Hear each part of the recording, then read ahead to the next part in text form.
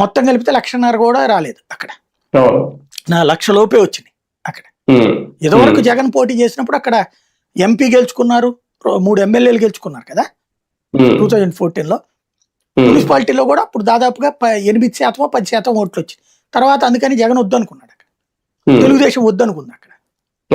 నువ్వు పోటీ చేసి ఇప్పుడేంటి బా అసలు తెలంగాణలో ఆరంగేటం చేసే నెక్స్ట్ ముఖ్యమంత్రి ఎందుకు మనకి ఆ మాటలో? అట్లాంటి వాటి మనం చెప్తాం, వద్దంటాం.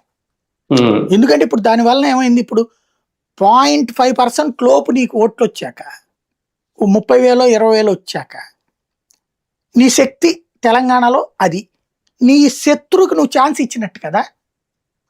తెలుగుదేశంతో నీ బార్గెనింగ్ కెపాసిటీ పోలేదా, బీజేపీతో నీ బార్గెనింగ్ కెపాసిటీ పోలా అక్కడ. దానికి మళ్ళీ వీళ్ళు చాలా చోట్ల మేము 2వ స్థానానికి వచ్చే 3వ స్థానానికి వచ్చి 3 చోట్ల 4 చోట్ల వచ్చి ఉండొచ్చునేమో.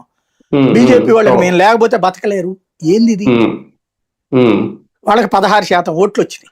ఓవర్ కాన్ఫిడెన్స్ పెరుగుతుంది. మున్సిపాలిటీలో 14% వచ్చినాయి, కార్పొరేషన్స్ మున్సిపాలిటీలు కలిపి 16% వచ్చినాయి బీజేపీకి.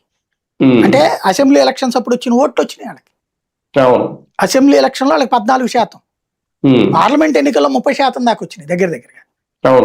అంత రాలేదు. తర్వాత జరిగినటువంటి ఉప ఎన్నికల్లో మళ్ళీ 5%కి 10%కి పడిపోయారు వాళ్ళు. మున్సిపాలిటీల్లో వాళ్ళకి ధైర్యాన్ని ఇచ్చినటువంటి ఎన్నిక.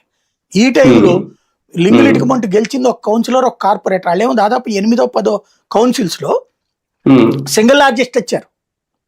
2 కార్పొరేషన్స్ లో సింగిల్ లార్జెస్ట్ వచ్చారు.